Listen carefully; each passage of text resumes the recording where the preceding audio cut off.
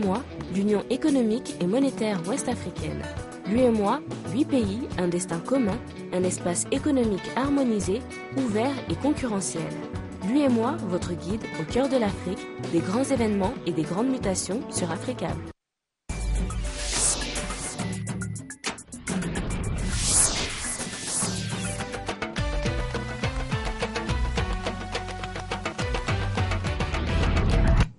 Bienvenue au rendez-vous de l'information sur Africable Télévision. Voici les titres de cette édition.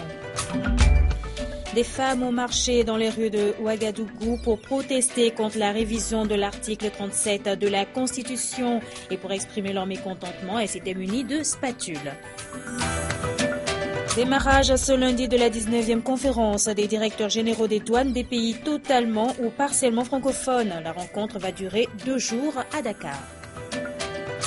Et le Libéria ferme ses écoles pour cause d'Ebola, une décision d'urgence, en attendant de nouvelles directives du ministère de l'Éducation. Mesdames, Messieurs, bonsoir et bienvenue. Nous ouvrons cette édition sur le Burkina Faso. À Ouagadougou, ce lundi, des femmes ont pris part à une marche spontanée dans le but de protester contre la révision de l'article 37 de la Constitution, organisée par la coordination des femmes de partis politiques et d'organisations de la société civile. Ces femmes ont choisi de manifester munies de spatules.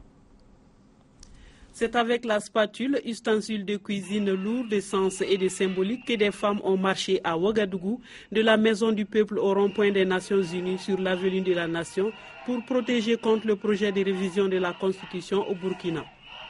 Avec Saran Sérémé du PDC, qui était munie d'une gigantesque spatule, et des responsables d'associations à leur tête, elles ont battu le Magadam jusqu'au rond-point des Nations Unies où le message des femmes a été distillé.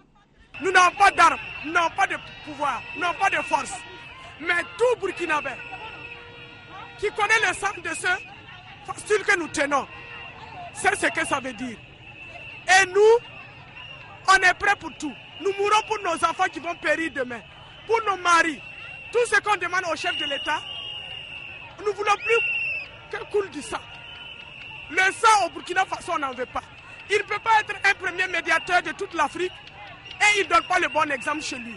Nous sommes des mères et nous avons des fils et des filles qui sont dignes de diriger le Burkina Faso autant que le président Blaise Compaoré. Nous ne voulons pas de pouvoir à vie. Nous ne voulons pas de pouvoir personnel. Nous ne voulons pas l'oppression d'une fraction du peuple sur une autre partie du peuple. Nous sommes pour la paix. La manifestation s'est passée pacifiquement et a eu le soutien des hommes et des riverains du trajet de la marche qui lançaient « On vous soutient, on est avec vous ». Un dispositif léger a été mis en place par la compagnie républicaine de sécurité pour barrer la route aux manifestantes. A noter que Zéphirin Diabré, le chef de file de l'opposition politique, de même que Ablassé Ouedraogo, président du Faso autrement, ont apporté leur soutien aux femmes qui les ont applaudis abondamment.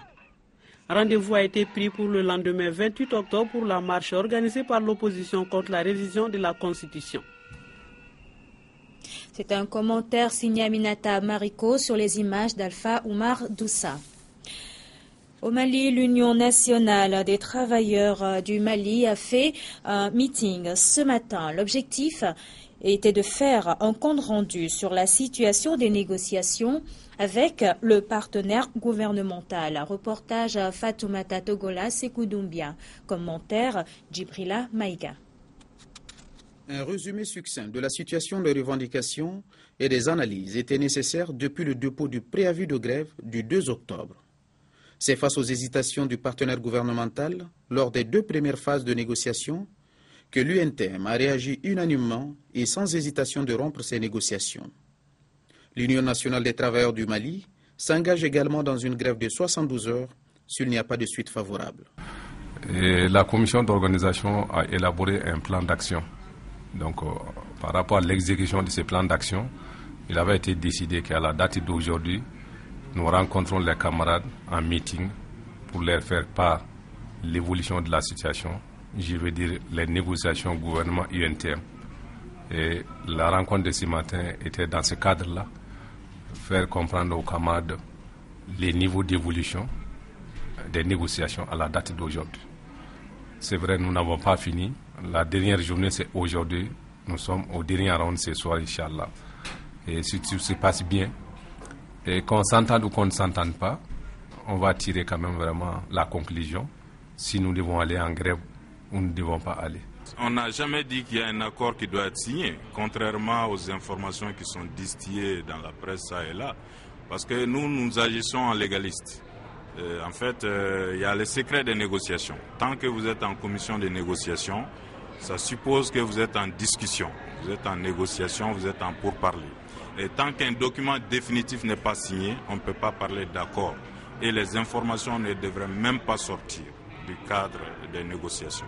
Il y a une nécessité absolue de corriger en faveur du plus grand nombre la répartition des ressources sécrétées justement par les travailleurs. Après Conakry, Akon, célèbre artiste musicien d'origine sénégalaise, était à Bamako ce dimanche. Il faut dire qu'Akon est un musicien américain. Il a été accueilli en grande pompe en commune 1 de Bamako où il a procédé à l'inauguration d'un projet d'électrification solaire qu'il a lancé il y a de cela quelques mois. On suit donc le reportage de Yacouba Dansoko Moussabari. Akon, la star américaine du rap d'origine sénégalaise, est arrivée dans la capitale malienne.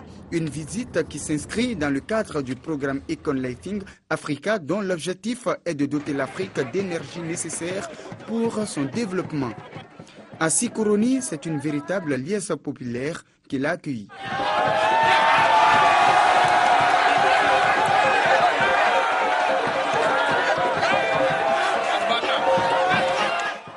Dans ce quartier de la commune 1 de Bamako, Alioune Badara Thiam, plus connu sous le nom Akon, est venu inaugurer des projets d'énergie solaire qu'il a lancés il y a quelques mois.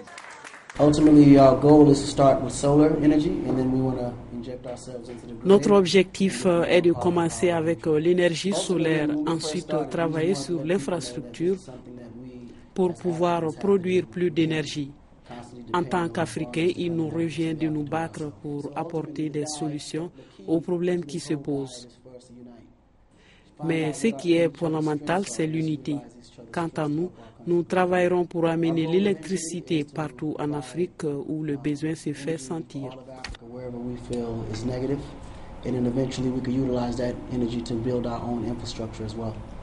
Plusieurs localités maliennes sont concernées par ce vaste projet d'électricité solaire. Nous sommes mis ensemble au mois de décembre passé pour mettre en place cette initiative qui est Akon Lighting Africa, qui a pour but d'électrifier des zones rurales en Afrique. Nous avons commencé au mois de février avec 6 pays et le Mali faisait partie de ces 6 pays. Pendant cette tournée au mois de février, on a promis d'électrifier certains villages. On avait promis 2 et au jour d'aujourd'hui, on en a fait 8. Donc vous venez de voir tout à l'heure, on a inauguré pour celui de Sikoroni. On a eu à faire aussi le village de Tolomadio.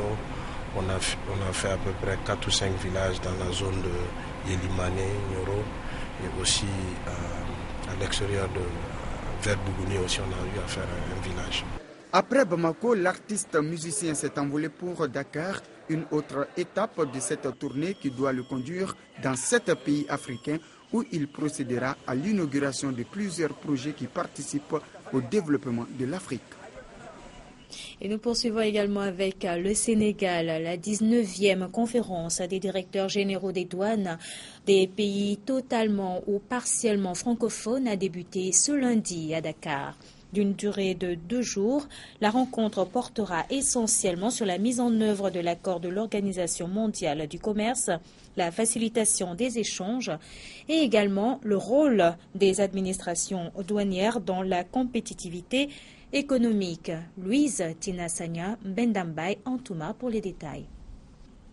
Après Bruxelles en 2013, la 19e conférence des directeurs généraux des douanes des pays totalement ou partiellement francophones s'invite à Dakar. Cette rencontre fait focus sur la mise en œuvre de l'accord sur la facilitation des échanges, le partenariat avec le secteur privé et la coopération entre administrations douanières.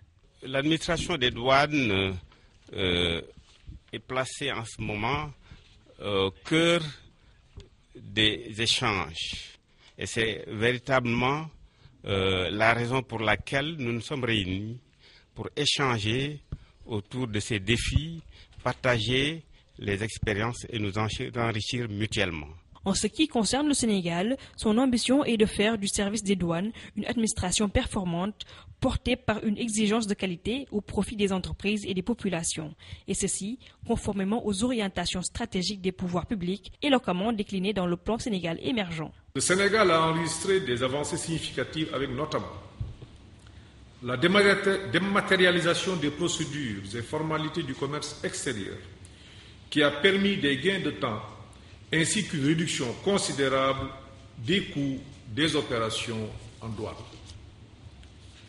Le partenariat avec le secteur privé, exprimé à travers l'application de mesures de facilitation, dont l'une des plus importantes est le programme de partenaires privilégiés. Je reste persuadé qu'à l'issue de vos travaux, un jalon supplémentaire sera posé pour la réalisation de notre volonté commune de faire des douanes francophones des piliers essentiels dans la poursuite de l'émergence et du renforcement économique de nos pays. Rappelons que le Sénégal abrite pour la 12e fois la conférence des directeurs généraux des douanes après l'avoir accueillie en 1987. La riposte contre l'épidémie d'Ebola présente au Libéria, le gouvernement a décidé de la fermeture des écoles dans le pays pour cause d'Ebola. Les autorités espèrent ainsi éviter la propagation du virus. Et à New York, le virus d'Ebola crée la psychose au sein de la population qui opte pour des mesures draconiennes. C'est une situation que les autorités tentent de maîtriser à travers une meilleure communication. C'est un convoi exceptionnel traversant New York. Dans cette ambulance escortée par plusieurs véhicules de police se trouve l'infirmière Casey Hickox. Elle venait d'atterrir quelques heures plus tôt à l'aéroport de Newark, en provenance de Sierra Leone où sévit le virus Ebola. Elle est placée en quarantaine pour 21 jours dans cet hôpital new-yorkais. Pourtant, Casey Hickox ne présente pas de symptômes à ce jour. Les principes de précaution vont-ils trop loin ? C'est ce que pense le maire de New York, inquiet de voir s'installer un climat de panique. Je n'accepterai pas que quiconque manque de respect à nos infirmières, à notre personnel médical, qui fait son possible pour la sécurité de nos concitoyens à New York. Il y aura des conséquences, je veux le faire entendre. Le cas de cette infirmière n'est pas isolé. Quelques jours plus tôt, d'autres mesures ont été observées après la prise en charge d'un médecin revenant d'une zone à risque. Tous les établissements qu'il a fréquentés avant son admission à l'hôpital, comme ce bowling, ont dû être fermés temporairement. Sa fiancée est confinée dans son appartement, même si elle ne présente pas de symptômes. Des médecins et des organisations humanitaires estiment que tout cela risque de dissuader de se rendre en Afrique, combattre Ebola. La meilleure façon de stopper l'épidémie est d'envoyer des gens là-bas, pas seulement des médecins américains. Nous avons besoin de les traiter avec respect. Ce sont des héros. Il y a d'autres façons de protéger les gens. On n'est pas obligé d'observer ces mesures si draconiennes. Pour l'heure, les 21 jours de quarantaine pour ces personnes présentant des risques sont maintenus et les contrôles aux aéroports se renforcent chaque jour. Avec New York, 2 autres États, l'Illinois et le New Jersey, ont décidé de suivre les mêmes mesures de précaution. À présent, l'actualité en bref et en images rassemblée et commentée pour vous ce soir par Daouda Kamaté. En Égypte, 23 militants pro-démocratie ont été condamnés à purger 3 ans de prison pour avoir défilé sans autorisation ce vendredi 26 octobre. De la prison ferme à une amende de 10 000 livres égyptiennes, l'équivalent de 1 100 €. Selon une militante pro-démocratie, elle estime que manifester est devenu impossible dans son pays. En RDC, à 2 ans de la présidentielle, le débat sur la réforme de la Constitution se résume en une seule question. Joseph Kabila pourra-t-il briguer un troisième mandat? À la division de la classe politique répond le silence du président. L'inquiétude domine à Kayes au Mali où une petite fille de 2 ans a succombé à la fièvre Ebola ce vendredi. À ce jour, c'est le seul cas détecté dans le pays et les autorités qui ont dépêché une équipe médicale sur place font tout pour qu'elle ne reste. En Côte d'Ivoire, le procès de Simone Gbagbo et de ses 82 co-accusés pour atteinte à la sûreté de l'État a été reporté sans nouvelle date fixée. Il devait s'ouvrir ce mercredi 22 octobre, mais la justice n'est toujours pas prête. Des doutes surgissent sur sa capacité à organiser un procès d'assises d'une telle ampleur. Direction l'Afrique du Sud pour la suite de cette édition. Le parquet a annoncé ce lundi qu'il va faire appel de la condamnation et du verdict de l'athlète paralympique Oscar Pistorius. Ce dernier a été condamné la semaine dernière à 5 ans de prison pour homicide involontaire de sa petite amie. Il a même commencé à purger sa peine depuis le 21 octobre à la prison de Pretoria. Mais l'opinion publique sud-africaine accuse la justice d'avoir été trop clémente. Retour au Mali pour parler de cette assemblée générale des éditeurs de livres qui s'est tenue ce matin. C'est une initiative de l'organisation malienne des éditeurs de livres qui a pour objectif de produire des livres adaptés aux réalités nationales et africaines et également d'assurer la libre circulation de ces récits sur l'ensemble du territoire national mais également dans la sous-région. Écoutons à présent le président de l'OMEL au micro de Fatoumata Togola et de Sékou Doumbia. On a un certain nombre d'activités prévues. La première activité tout de suite, c'est la rédaction d'une charte de déontologie et d'éthique pour l'éditeur. Comme vous savez, au Mali ici, tout le monde peut devenir éditeur. Donc nous voulons essayer de faire une charte de déontologie qui sera vraiment une sorte de Bible ou de Coran pour les éditeurs ou ceux qui veulent devenir éditeurs. Ça, c'est la première activité. La seconde activité, c'est qu'avec ce projet PAGE, nous allons avoir un siège à nous.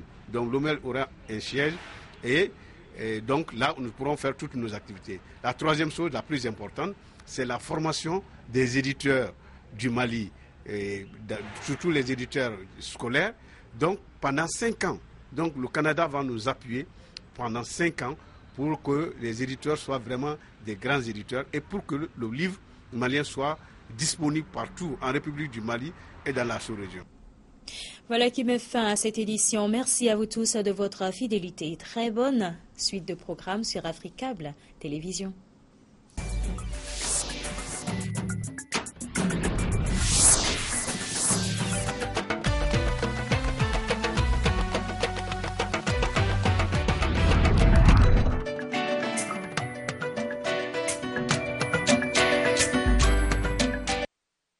L'UEMOA, l'Union économique et monétaire ouest-africaine. L'UEMOA, 8 pays, un destin commun, un espace économique harmonisé, ouvert et concurrentiel. L'UEMOA, votre guide au cœur de l'Afrique, des grands événements et des grandes mutations sur Africable.